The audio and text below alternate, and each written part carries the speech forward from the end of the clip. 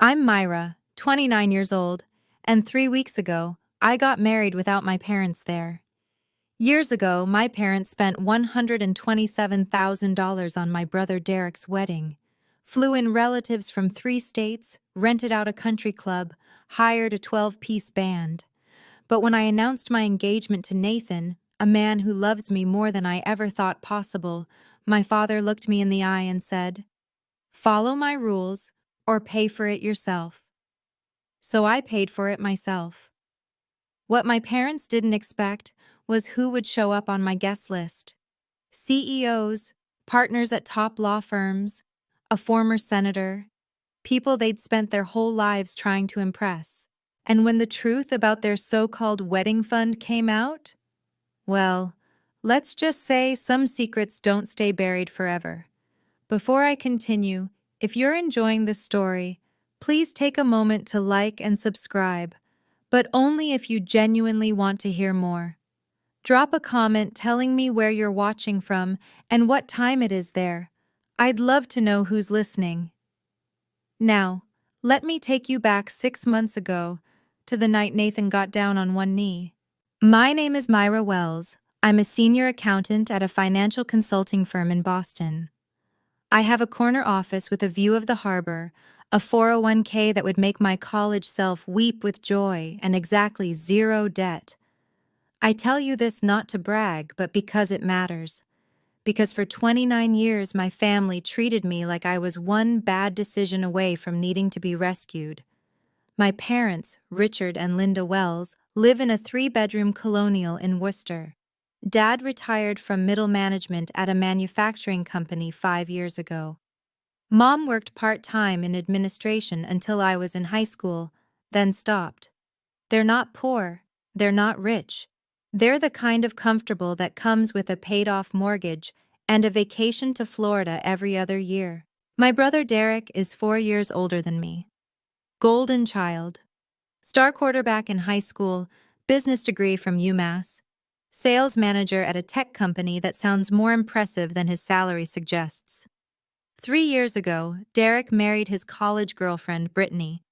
The wedding was at Hillcrest Country Club, 250 guests, prime rib and lobster, an ice sculpture shaped like their initials.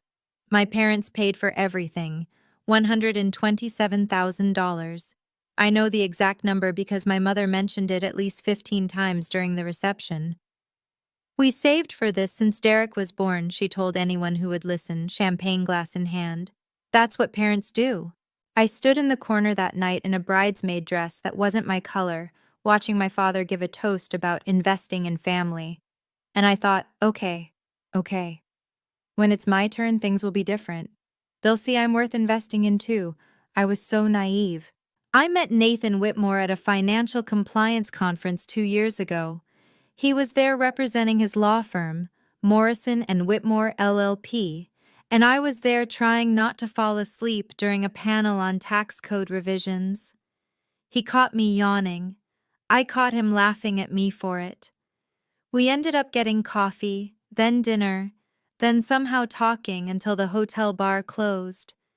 Nathan is 32, partner at his family's firm.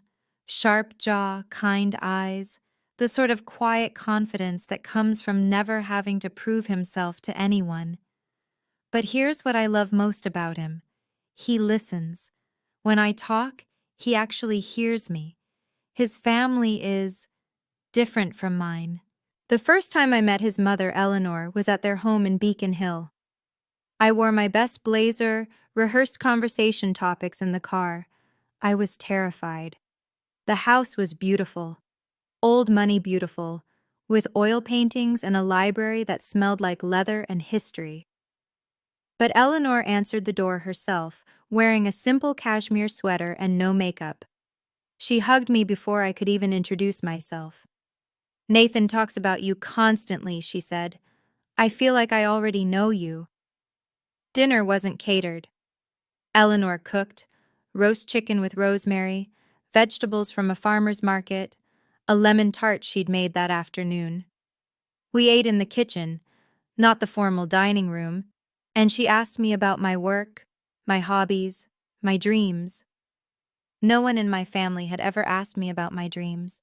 When Nathan drove me home that night, I cried in his passenger seat. "What's wrong?" he asked, alarmed. "Nothing," I said. "That's the problem. Nothing's wrong. Your family is just... They're so kind." He squeezed my hand. "They already love you, Myra. You're family now." I didn't know how much that would mean until later. Nathan proposed on a Thursday evening in October. Nothing extravagant, just the two of us on the rooftop of our favorite restaurant, city lights glittering below, his grandmother's ring in a velvet box. I said yes before he finished the question. The next morning, I called my parents. My hands were shaking. Despite everything, despite all the years of being overlooked, I still wanted them to be happy for me. "Mom, Dad, I have news," I said. "Nathan proposed. We're engaged." There was a pause. Then my mother squealed, actually squealed, and I heard her calling for my father. "Richard, Myra's getting married!" For one beautiful moment, it felt like things might be different. My mother asked about the ring. My father asked about Nathan's job. They sounded proud. "We'll support you, sweetheart," my mother said, "just like we did for Derek. We'll help with the wedding." That night, she sent me an email. I still have it. I screenshotted it the moment it arrived because something in me, some instinct I didn't want to acknowledge, told me I might need proof someday. The email read, "Myra, your father and I discussed it. We want to contribute $100,000 toward your wedding, just like we promised when you were little. We're so happy for you. Love, Mom." $100,000. In writing. With a timestamp. I sat at my desk in my corner office looking at that email, and I let myself believe. I let myself think that maybe I'd been wrong all those years. Maybe they did value me the same as Derek. Maybe I'd been too sensitive, too quick to notice slights that weren't really there. That belief lasted exactly 3 weeks. Jessica Torres has been my best friend since freshman year of college. She's also the most talented wedding planner in New England, owner of Elegant Affairs, with a client list that includes tech billionaires and old money dynasties. But I knew her when she was a broke 22-year-old with a dream and no startup capital. "Remember when I lent you that money?" I asked over lunch, the week after my engagement. She laughed, setting down her glass of sparkling water. We were at a cafe in Back Bay, surrounded by women in Hermes scarves and men in custom suits. Jessica fit right in. She had the kind of effortless polish that made people assume she'd always had money. "Myra, you gave me $15,000 with 0 interest and told me to pay you back whenever. That's not a loan, that's a lifeline." "Well," I said, "I'm calling in my favor. I need a wedding planner." Her eyes lit up. "Finally! I've been waiting for this moment for 2 years. Tell me everything. Theme, venue, guest count." I told her the vision Nathan and I had discussed. Intimate, elegant, child-free. Maybe 80 guests. An outdoor ceremony at a vineyard in Napa, where Nathan's family had connections. "Child-free," Jessica repeated, nodding. "Smart.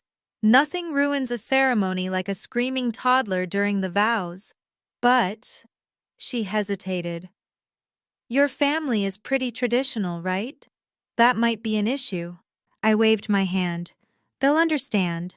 My parents want this to be special. Mom already emailed about contributing to the budget." Jessica looked at me with something like pity. "Myra, I've been doing this for 8 years. Traditional families and child-free weddings? That combination almost never goes smoothly." I should have listened to her. The dinner was my father's idea.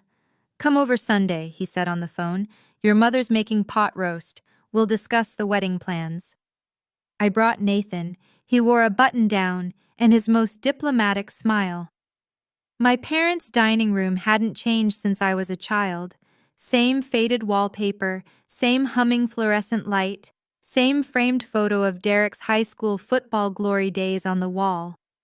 We made it through appetizers before my father cleared his throat. We've given this a lot of thought, he said, pulling a folded piece of paper from his shirt pocket, and we've put together some guidelines for the wedding. Guidelines? He actually called them guidelines. He smoothed the paper on the table. I recognized his handwriting. Cramped, precise, the same penmanship he'd used on report card comments when I was young. Myra needs to apply herself more. Rule 1, he read. All family must be invited. Both sides.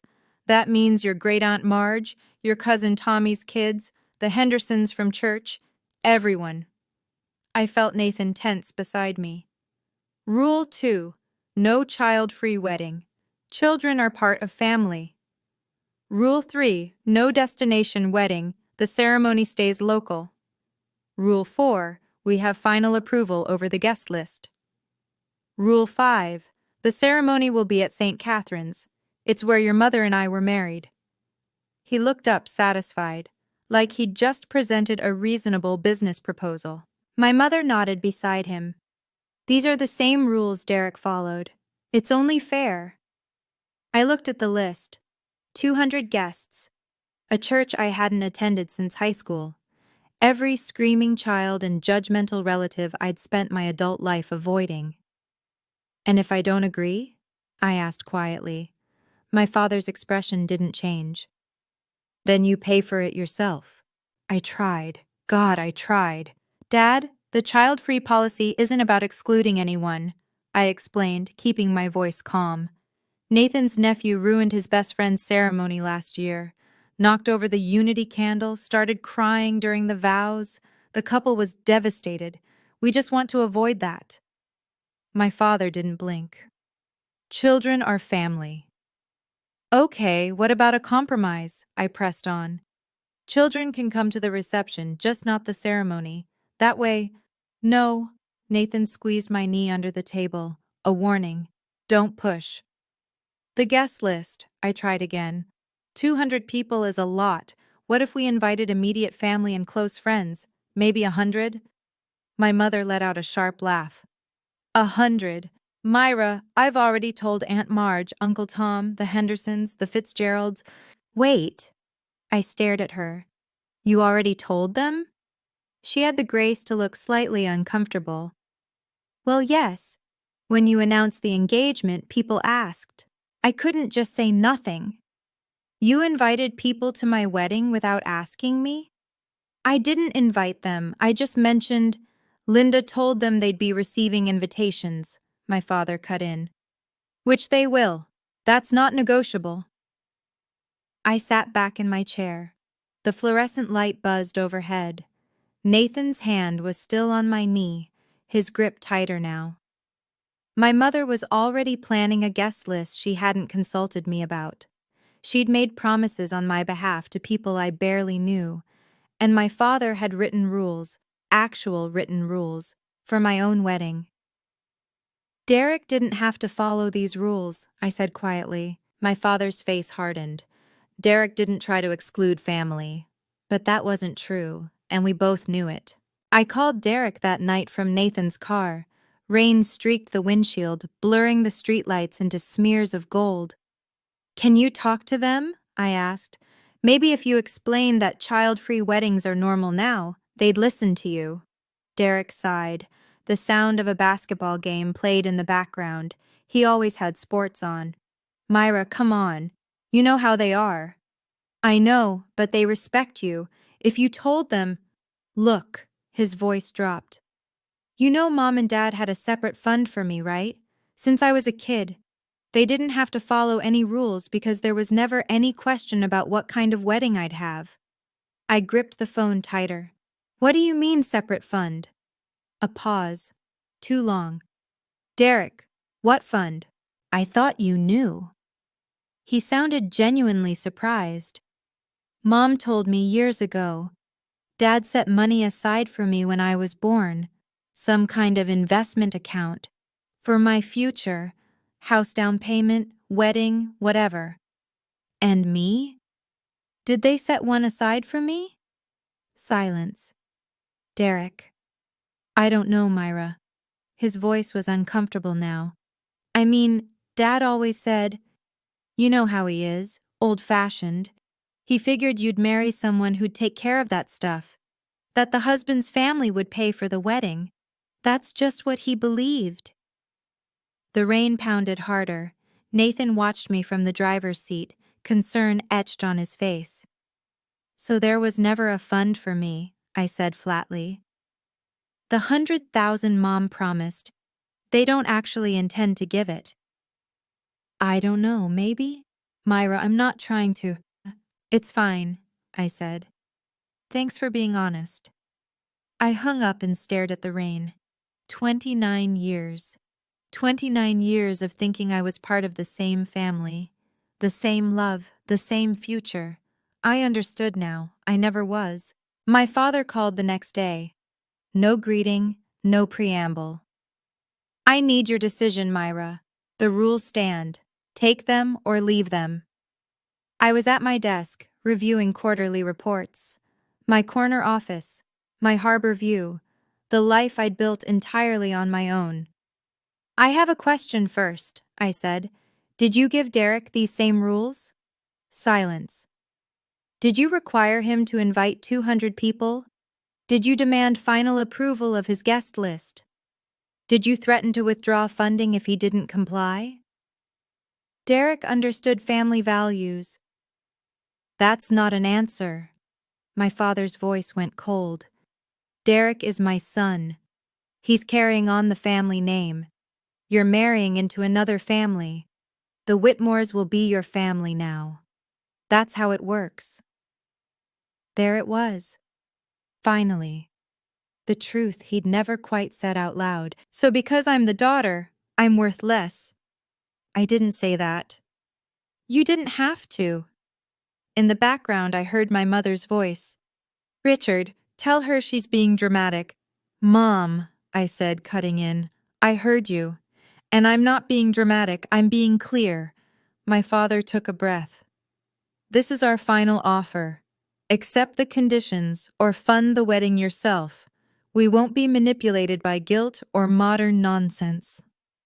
I thought about the email my mother had sent, the promise of $100,000, the timestamp I'd screenshotted. I thought about Derek's accidental confession, the fund that existed for him and never for me. I thought about Eleanor Whitmore, who'd hugged me the first time we met and asked about my dreams. I understand, Dad, I said. I'll fund it myself. And I hung up before he could respond. Nathan found me on the couch that evening, still in my work clothes, staring at nothing. He sat beside me, not speaking, just present, waiting until I was ready. They never planned to help me, I said finally. The whole thing, the promise, the email, it was conditional from the start. They wanted control, not to support me. Nathan pulled me close. Then we do this ourselves. We don't need their money, Myra. We have each other. It's not about the money, my voice cracked. It's that they think I'm worth less than Derek. They've always thought that. And I kept hoping I was wrong. The next morning, Eleanor called. Nathan told me what happened, she said. Her voice was warm, concerned, but not pitying. I want you to know something. When I married James, my own parents disapproved. They thought I was marrying beneath them, a young lawyer with no family connections. They refused to contribute to the wedding. I blinked. I didn't know that. James's mother gave us $10,000. It was everything she had. She said, "Love doesn't come with conditions." I've never forgotten that. I heard her take a breath. Myra, I'd like to contribute $50,000 to your wedding. No conditions, no rules. This isn't charity. It's what family does. And you are family. Eleanor, I can't. You can. You will. Her tone was gentle but firm. I had someone do this for me once. Now I'm doing it for you. Please let me. A week later, a check arrived with a handwritten note on ivory stationery, the paper thick and heavy in my hands. Love doesn't come with conditions. Welcome to the family, sweetheart. Eleanor. I cried for an hour. But for the first time in weeks, they were good tears. If you've made it this far, maybe you understand what I was feeling.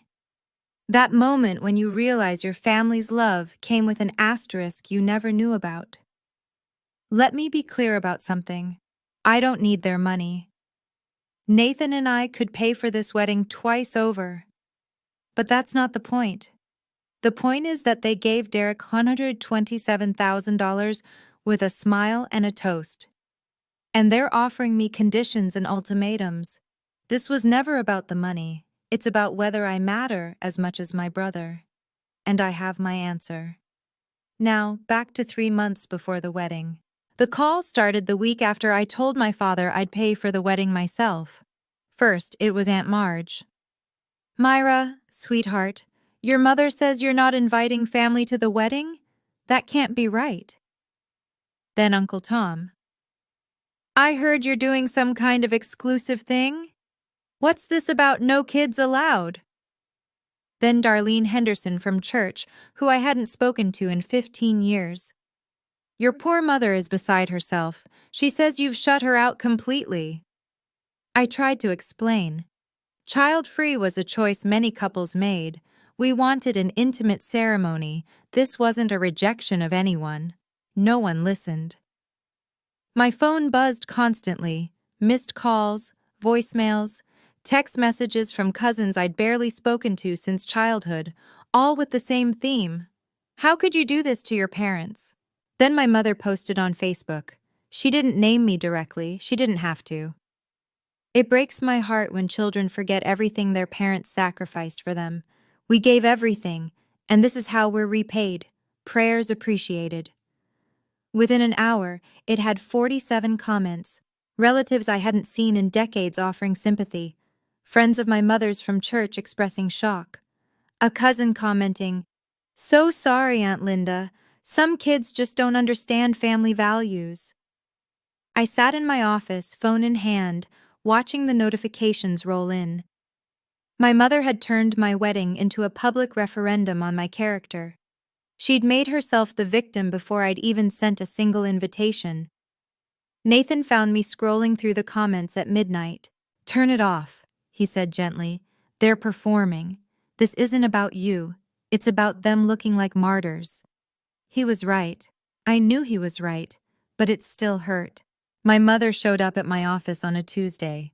I was in a meeting when my assistant knocked on the glass door, her face apologetic. "There's a woman at reception.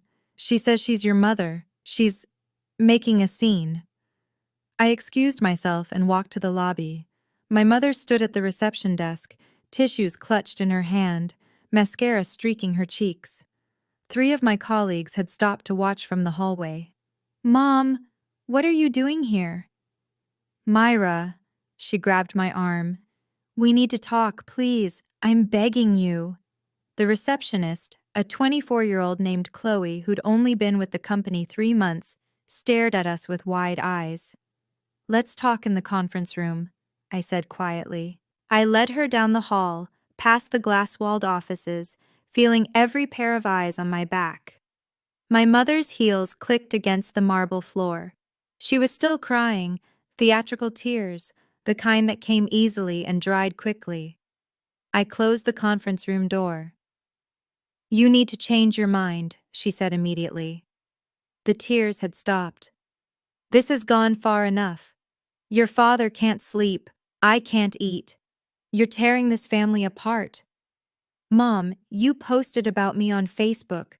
You called all of my relatives and told them, because you left me no choice." Her voice rose. "You're embarrassing us. Everyone knows about this ridiculous child-free rule. People are asking questions." "Then tell them the truth. Tell them you offered me conditional money with a list of demands and I declined." Her eyes narrowed. "That's a very selfish way to look at it." "Please leave," I said. "I won't discuss this at my workplace." I held the door open. She gathered her purse, her coat. At the threshold, she turned. "You'll regret this, Myra. Mark my words." The email from my father arrived that Friday. Subject, "Final words." I opened it at my desk, coffee growing cold beside my keyboard. The message was long. 3 full paragraphs of grievances I'd heard variations of my entire life. He listed every sacrifice they'd made for me. The braces when I was 12. The car insurance they'd paid through college. The time they drove 4 hours to watch me graduate. As if attending their daughter's graduation was an extraordinary act of generosity rather than a basic parental expectation. Then came the final paragraph. You have made your choice clear. You've chosen Nathan and his wealthy family over the people who raised you. If that's your decision, then we're done. Don't expect us to show up and pretend everything is fine. If you proceed with this wedding without following our conditions, we will not attend, and you can forget about being part of this family. I read it twice. Then I forwarded it to Nathan and to his friend Michael, a family law attorney at the firm. Keep this, Michael said when he called me an hour later. You probably won't need it for anything legal, but documentation matters. If this ever becomes a he said, she said situation about who cut off whom, you have the timestamp. I printed the email. I put it in a manila folder labeled Family Documentation, the same folder where I'd saved my mother's original promise of $100,000. 2 emails, 2 timestamps. One promising support, one threatening abandonment. The gap between them told the whole story of my family better than I ever could. That night, Nathan held me while I stared at the ceiling. What do you want to do? He asked. I want to have our wedding, I said, our way, and I want to stop pretending they'll ever change. I wrote the response at 2 in the morning. Nathan was asleep beside me, one arm draped over my waist. The bedroom was dark except for the glow of my laptop screen. Dad, I've read your email. I understand your position, and I respect your right to make your own choices. The wedding will proceed as planned. You and Mom are welcome to attend as guests. There will be no special roles, no speeches, no reserved parent of the bride seating. But you are welcome. I'm not doing this to hurt you.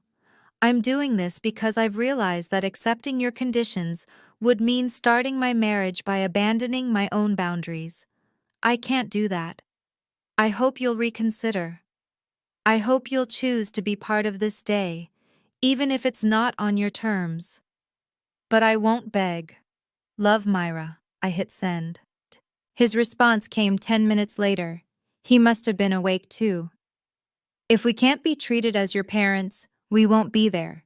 This is your choice, not ours. Remember that. I closed the laptop. In the darkness, I felt the weight of what I'd just done. I'd drawn a line. I'd refused to cross it. And my parents had walked away. Nathan stirred beside me. Hey, he murmured. What's wrong? I told them they could come as guests. No special treatment. They said no. He pulled me closer. I'm sorry. Don't be. I was surprised to find I wasn't crying. I'm not sorry. I'm sad, but I'm not sorry. There was something almost peaceful about it. The finality. No more hoping. No more wondering if this time would be different. They'd made their choice. Now I would make mine. The weeks that followed were the hardest. I woke up at 3 in the morning, heart pounding, mind racing with doubts. What if I'm wrong? What if I'm the villain in this story? What if I'm destroying my family over a guest list? My relatives had mostly stopped calling. The silence was worse than the pressure. I'd been excommunicated, it seemed, without a formal announcement. I lost 6 pounds. Nathan started making me smoothies because I couldn't stomach solid food before noon. One night, I found myself in the bathroom crying so hard I couldn't breathe, while Nathan waited on the other side of the door, helpless. I don't know if I'm doing the right thing, I choked out. I kept thinking about the good memories. They existed. They must have existed. My father teaching me to ride a bike. My mother braiding my hair before school. The watch my dad gave me at graduation. a slim gold Seiko that I still kept in its velvet box on my dresser. I never wore it anymore, but I couldn't throw it away either. Was I being selfish? Was I punishing my parents for not loving me the way I wanted to be loved? One morning, I typed a text to my mother. "Can we talk? Maybe there's a middle ground." I stared at it for 20 minutes. Then I deleted it. Because I remembered the Facebook post, the relatives recruited to call me, the scene at my office, the email from my father promising to cut me off if I didn't comply. This wasn't a disagreement about wedding details. This was a power struggle. And if I gave in now, I'd be giving in forever. I put down my phone. I went to work. I kept going. Derek texted me on a Sunday. "Can we meet coffee? I want to help." I almost said no. But some part of me, the part that still remembered my big brother letting me tag along to the arcade when we were kids, wanted to believe he meant it. We met at a cafe near Fenway. Derek was already there when I arrived, wearing a wrinkled polo and nursing a black coffee. He looked tired. His golden child glow had faded somewhere along the way. "Hey." He stood to hug me. "Thanks for coming." We sat. He fidgeted with his coffee cup. "Look," he said. "Mom and Dad are really hurting. They feel like you've abandoned them." "Did they send you here?" He didn't answer, which was answer enough. "Derek, I didn't abandon anyone. Dad sent me an email saying if I don't follow their rules, I'm out of the family. I said I'd welcome them as guests. They refused." "Maybe you could just give a little? You know how they are, they're old-fashioned.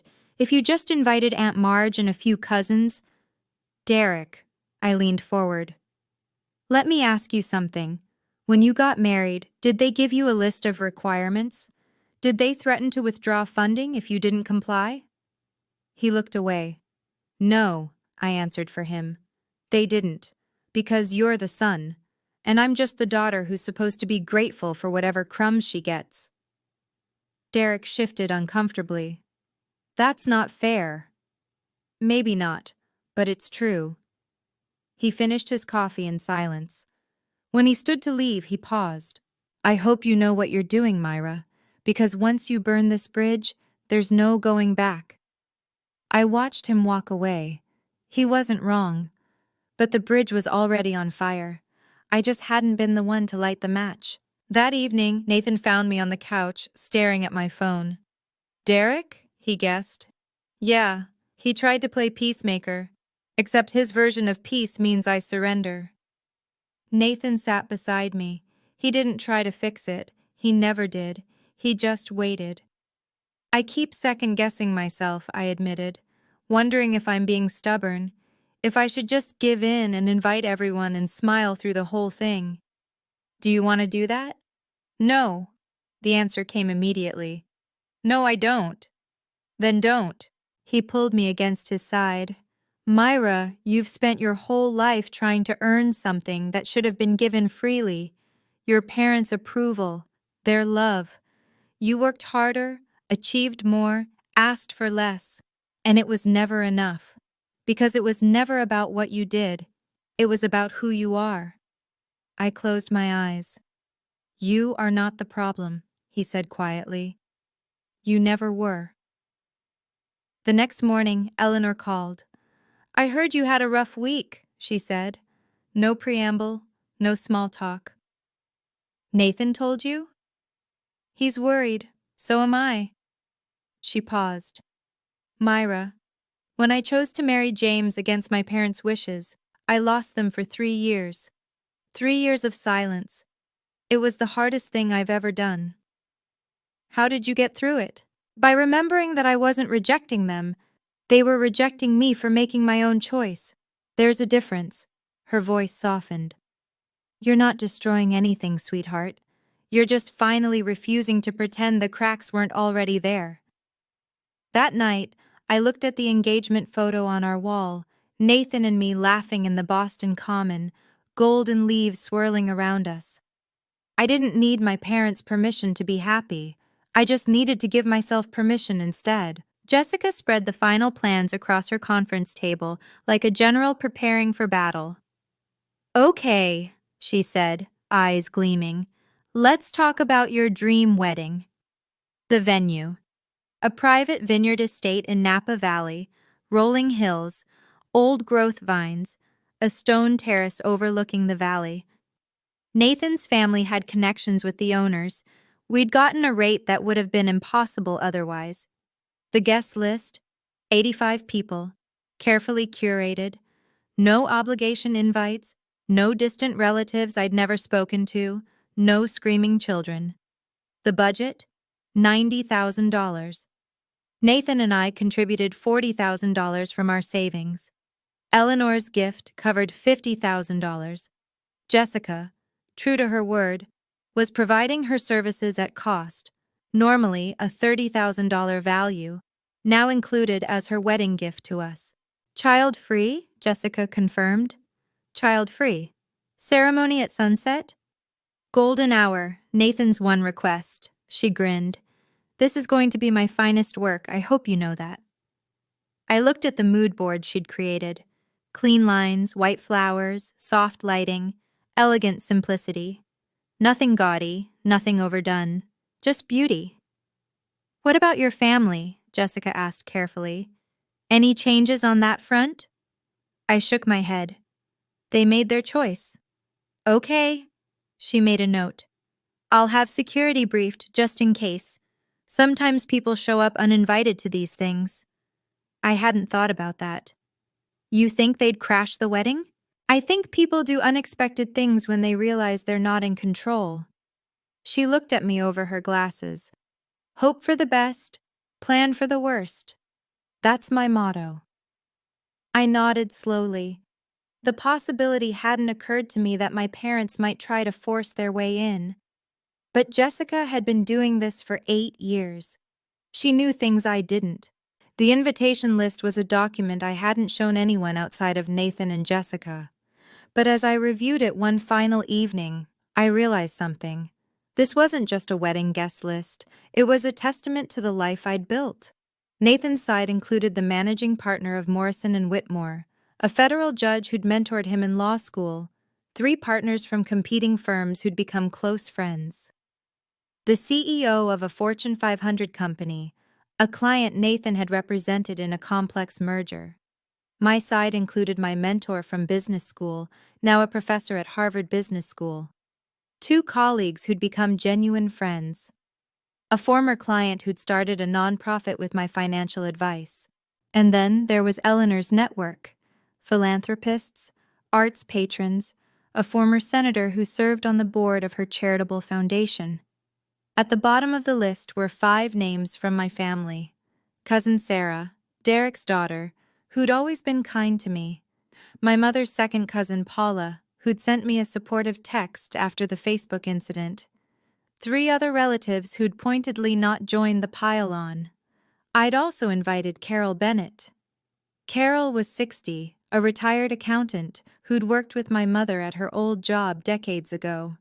They'd stayed in touch, Christmas cards, occasional lunches. I'd always liked Carol. She had a sharp wit and sharper observations. More importantly, Carol knew things. My mother had always confided in her about finances, about family, about the plans she and my father had made. I wasn't inviting Carol to cause trouble. I was inviting her because she was kind, and because some part of me knew that the truth has a way of surfacing when the right people are in the room. The invitations went out on a Thursday. The countdown had officially begun. Sarah posted her invitation on Instagram. That was how my mother found out. A simple photo, the envelope, the calligraphy, the location, Napa Valley, California. Sarah captioned it with a string of champagne emoji and the words, "Wedding season." My phone rang within the hour. "You invited Sarah but not her mother?" My mother's voice was ice. "You invited your cousin's daughter but not your own aunt?" "I invited people who've supported me," I said calmly. I was at home, sitting on the balcony, watching the sunset paint Boston's skyline orange. Aunt Susan spent the last 2 months calling me ungrateful. Sarah sent me a text saying she was sorry for the family drama. This is calculated. You're doing this to hurt us. I'm doing this to have the wedding I want. You made your choice, Mom. These are the consequences. A sharp intake of breath. Then, where is this vineyard anyway? How are you affording Napa Valley without our help? I didn't answer that. Who's paying for this? She pressed.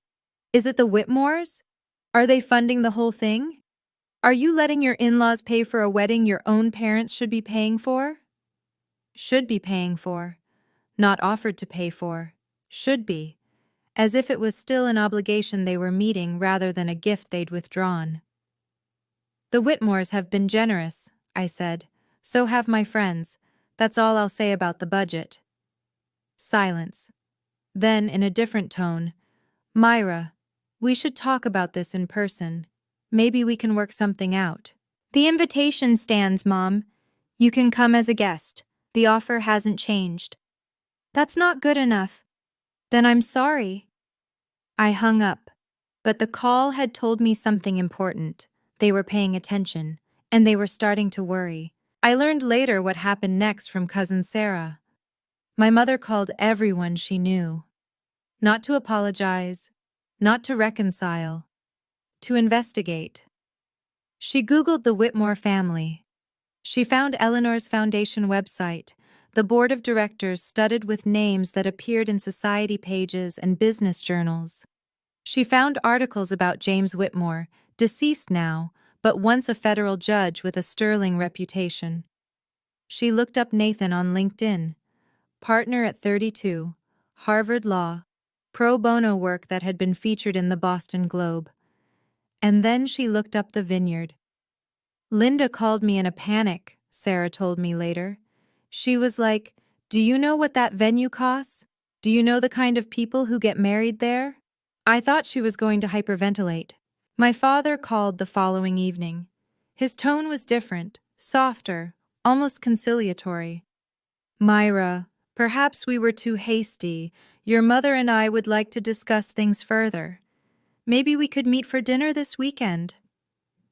I recognized this voice. It was the voice he used when he wanted something, when he was recalibrating strategy. What changed? I asked. Nothing changed. We've been reflecting. Family is family. We should be there for your wedding. Family is family. The phrase that had been used against me for months, now deployed as an olive branch. You're welcome to attend, I said. As guests, no speeches, no special seating, no parents of the bride roll, just guests. A long pause. That's your final answer? That's always been my answer, Dad. It hasn't changed. He hung up without saying goodbye. The wedding was 3 weeks away, and my parents had finally realized they were about to be on the outside of something they couldn't control. At this point in my story, I knew something was coming. My parents didn't suddenly want to reconcile because they'd had a change of heart. They'd had a change of strategy. They'd seen the guest list, the venue, the kind of life I was building without them, and they wanted in. But would they accept my terms? Would they show up to the wedding? And what would happen when they discovered what Carol Bennett knew? Keep watching. The rehearsal dinner is next. If you're still here, drop a comment with your prediction. I'd love to hear what you think happened. The rehearsal dinner was supposed to be intimate. 30 people at a Michelin-starred restaurant overlooking the Napa vineyards. Close friends, immediate family, the people who mattered most. My parents were not on the list, which is why my heart stopped when I saw them walk through the door. My mother wore her best dress, the one she saved for funerals and fancy occasions. My father had put on a tie. They looked respectable, almost humble, standing in the foyer while the hostess consulted her seating chart with obvious confusion. "I'm the mother of the bride," I heard my mother say. "There must be some mistake." I felt Nathan's hand tighten on my arm. Around us, conversations faltered. Eleanor looked up from her champagne, her expression unreadable. I'll handle this, I said. I walked over. My heels clicked against the hardwood. Every eye in the room followed. Mom, Dad, I kept my voice low, steady. You weren't on the guest list for tonight. We're your parents, Myra. My mother's voice trembled, performative distress. We have every right to be here. We flew 3,000 miles. You weren't invited. We're here to support you. Isn't that what you wanted? Jessica materialized beside me, tablet in hand. Ma'am, sir, if I could speak with you privately for a moment. My father's face reddened. We don't need to speak privately. We need to be let into our daughter's event. Eleanor rose from her seat and crossed the room. She moved like water, graceful, unhurried, impossible to ignore. Richard! Linda! Her voice was warm but firm. Perhaps we could discuss this in the private dining room. I'd hate for this to become a scene. My father looked at Eleanor, at her pearls, her posture, her quiet authority, and some of the bluster drained from his face. Fine, he said tightly. Let's talk. The private dining room was small, a table for 6, wine bottles lining the walls, soft lighting that couldn't soften the tension. My parents sat on one side. Nathan, Eleanor, and I sat on the other. My father spoke first. We came to support our daughter. That's all. You came uninvited, I said, after sending me an email saying you'd cut me off if I didn't obey your conditions. That was a misunderstanding. I have the email, Dad. I pulled out my phone. Would you like me to read it? If you proceed with this wedding without following our conditions, we will not attend, and you can forget about being part of this family. That's what you wrote. His face went pale. My mother cut in. We were hurt. We said things we didn't mean. Then why didn't you apologize? Why did you show up at my office? Why did you post about me on Facebook? Why did you recruit relatives to pressure me? Silence. Eleanor spoke, her voice gentle. Richard, Linda, I understand this is difficult. Letting go of control over our children is one of the hardest things a parent can do.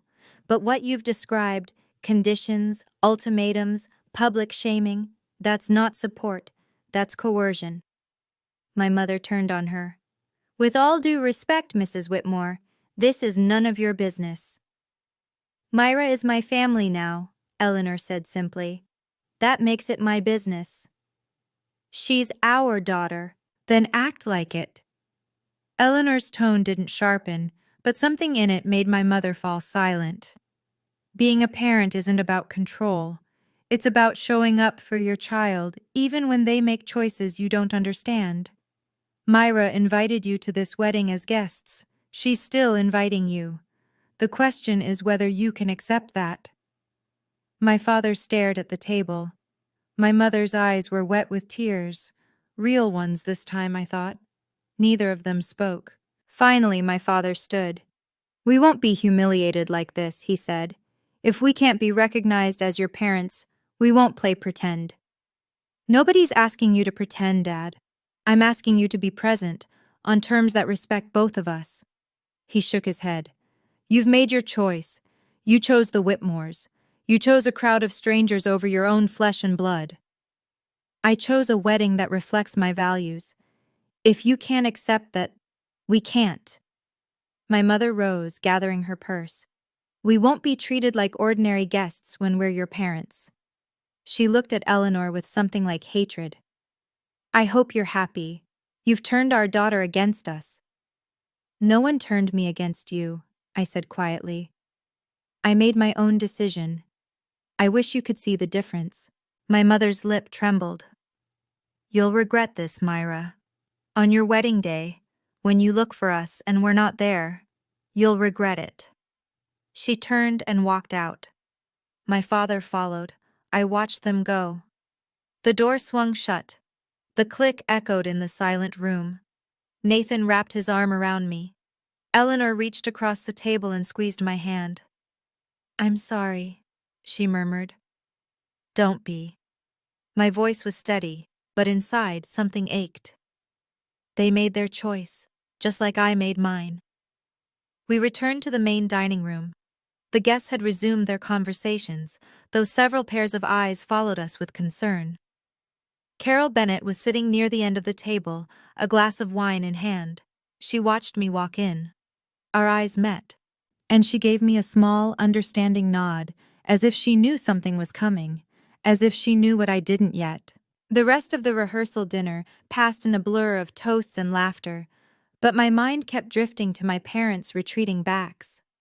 Nathan gave a speech. Eleanor gave a speech.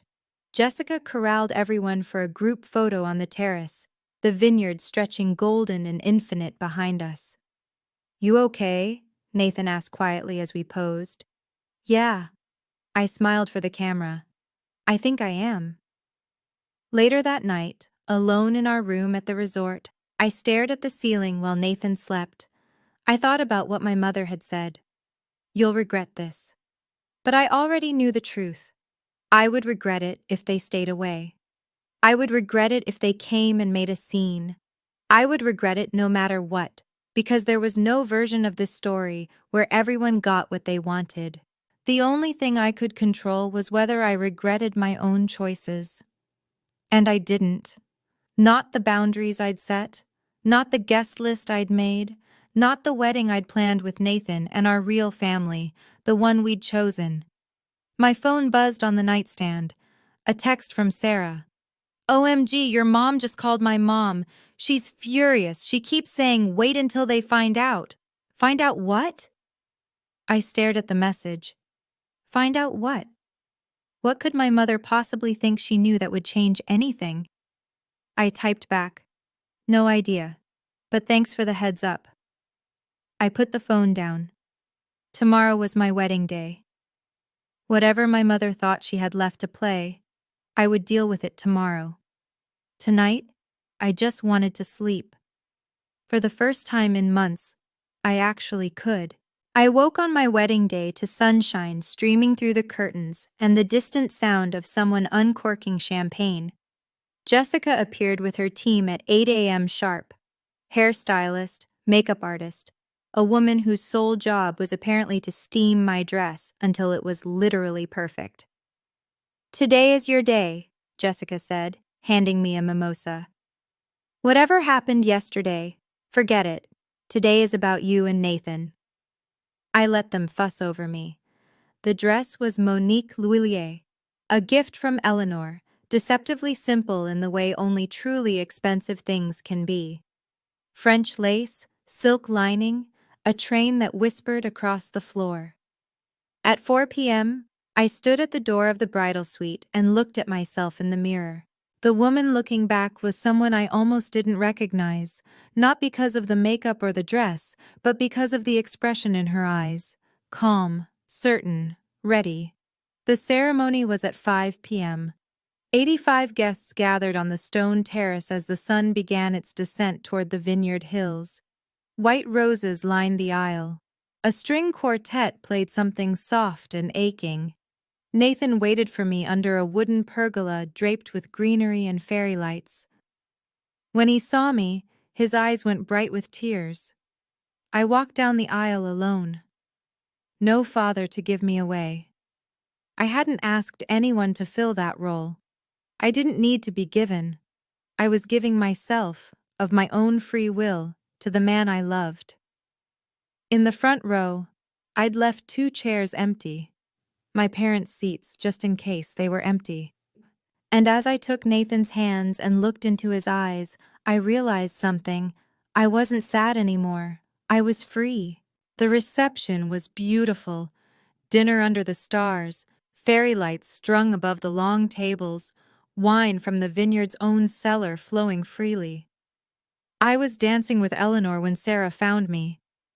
"Myra." She tugged my elbow. "You need to hear this. Carol Bennett just told me something crazy." I excused myself and followed Sarah to a quiet corner of the garden. Carol was there, wine glass in hand, looking troubled. "I'm sorry to bring this up on your wedding day," Carol said, "but I've been sitting on this for hours and it's eating at me." "What is it?" Carol took a breath. "Your mother and I worked together for 15 years. We were close. She told me things about money, about family plans. I nodded. I knew this. A few years ago, she told me about a fund, a savings account she and your father had set up when the kids were young, for the children's weddings. My stomach dropped. She told me the amount, Carol continued. $150,000. She said they'd been adding to it since Derek was a toddler. 50 for college, 100 for weddings, split evenly. Split evenly. My voice was barely a whisper. That's what she said. 75,000 each, for both children. Carol shook her head. But then I heard what's been happening. How they paid over 100,000 for Derek's wedding and told you there was no fund. And I thought, that can't be right. I leaned against a trellis, my heart pounding. $150,000, split evenly. That's what my mother had told Carol, but Derek had gotten $127,000, and I had gotten nothing. I'm so sorry, Myra, Carol said softly. I thought you should know. I didn't tell anyone else, not right away, but Carol did. I don't think she meant to cause trouble. She was just being Carol, honest to a fault, the kind of person who can't let hypocrisy stand unchallenged. And when she went back to the table and Aunt Paula asked why she looked so serious, Carol told her. Word spread like wine spilling across a white tablecloth. By the time I was cutting the cake with Nathan, I noticed the whispers. Guests huddled in small groups, glancing at me with a mix of sympathy and shock. Sarah was on her phone, texting furiously. Something's happening, Nathan murmured. I know. I caught fragments of conversation as we moved through the crowd. 150,000. Told Carol years ago. And they gave Derek everything? No wonder they didn't come. Nathan's partner Michael approached us, expression grave. Myra, I just heard something interesting from one of the guests. About a family fund? It's true, I said quietly. My mother told Carol Bennett about it years ago. They had money for both of us. They just chose to spend it all on Derek. Michael's jaw tightened. And they had the nerve to put conditions on giving you anything. The truth I'd suspected, that Derek had accidentally confirmed, was now spreading through the wedding like wildfire. And I hadn't done anything to make it happen. I hadn't exposed them. I hadn't confronted them. I'd just invited Carol Bennett to my wedding. The same Carol my mother had trusted with family secrets. The same Carol who believed that truth should never be hidden.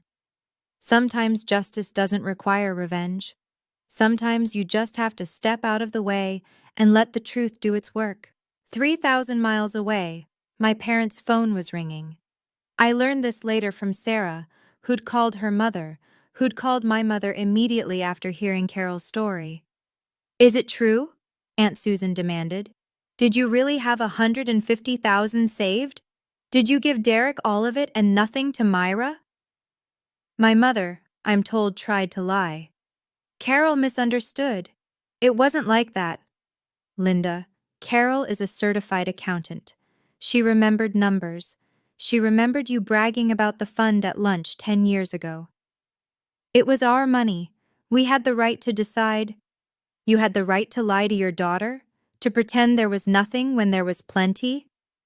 My father got on the phone, tried his stern voice. This is a private family matter. Private? Aunt Susan laughed. You made it public when you put Linda's Facebook sob story in front of everyone. You made it public when you called every relative to complain about Myra's choices. And now you're caught, Richard. Everyone knows. The calls kept coming. Uncle Tom, Cousin Paula, even Carol herself, ringing to say she hoped she hadn't caused too much trouble, but she couldn't stay silent when she knew the truth. Meanwhile, I danced with my husband under the stars. I didn't know about the phone calls yet. I didn't know that my mother was crying in her living room in Massachusetts while I laughed at toasts in Napa Valley. I only knew that I was happy.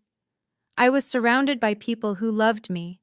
actually loved me, without conditions or calculations. And somewhere in the back of my mind, I knew this was never about revenge. It was about finally being free. We spent 2 weeks in Italy for our honeymoon. The Amalfi Coast, just as we'd dreamed, crumbling villas, lemon groves, sunsets that looked like paintings. I turned off my phone for most of it. Nathan did too. When we landed back in Boston, reality came flooding in. 17 missed calls from Derek, 4 from relatives I hadn't spoken to in years, a voicemail from Carol apologizing profusely for stirring things up, and 1 text from my mother. "You've destroyed this family. I hope you're proud of yourself." I stared at the message for a long time. Then I put my phone away and went home with my husband. Over the next few days, I learned what had happened while we were gone. The family had splintered. Aunts who'd once parroted my mother's complaints were now questioning everything. Cousins who'd called me ungrateful were reassessing their loyalty. Derek had gotten the worst of it. His wife Brittany had started asking questions. If your parents gave you $127,000 for the wedding, where did that money actually come from? "He's stressed," Sarah told me over lunch. "People keep asking him why he got everything and you got nothing." I don't think he ever thought about it before. "Is that my fault?" I asked. Sarah shook her head. "No, it's his parents' fault for putting him in that position." My mother had deactivated her Facebook. My father wasn't returning calls from extended family. They hadn't reached out to me. Not once. Not to apologize, not to explain, not to reconcile. The silence said everything. And as much as it hurt, because it still hurt, would probably always hurt a little, I was okay. I had built a new life.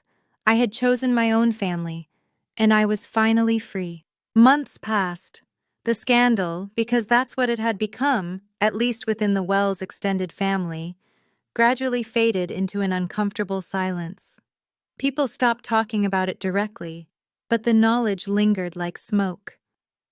My parents lost their position as the family elders who gave advice at holidays and mediated disputes.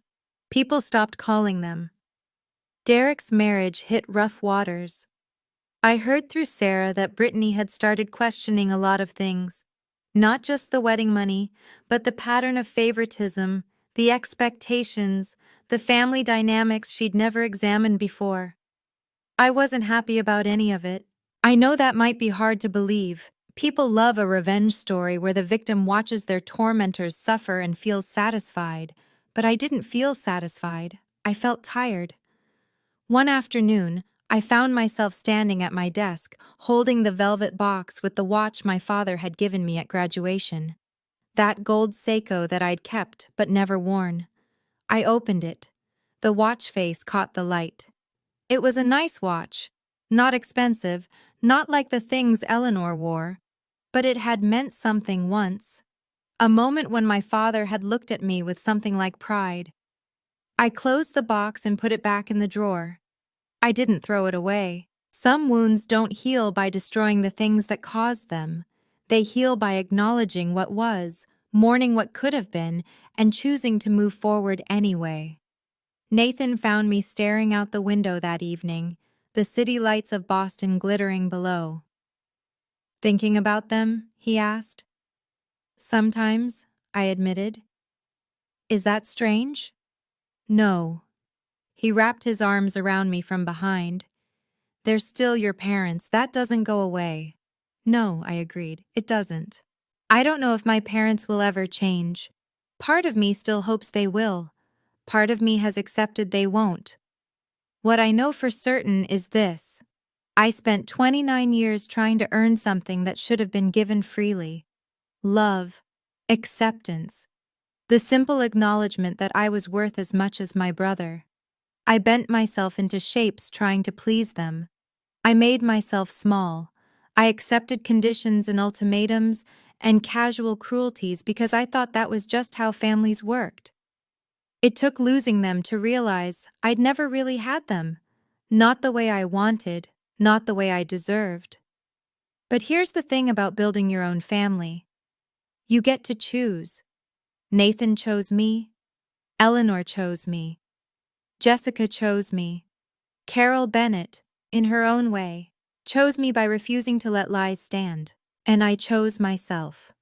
That's the real ending of this story. Not revenge, not triumph, not even justice, really. Just freedom. The freedom to set boundaries and enforce them. The freedom to love people who love you back without asterisks. The freedom to walk down an aisle alone because you don't need to be given away.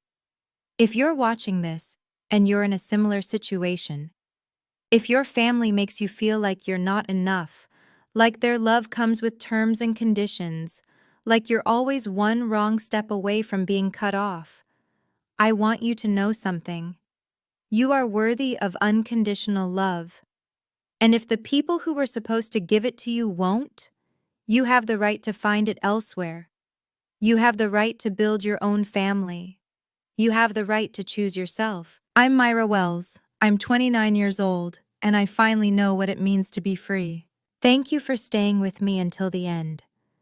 If this story resonated with you, if you've ever had to set boundaries with people who were supposed to love you unconditionally, please consider liking and sharing this video.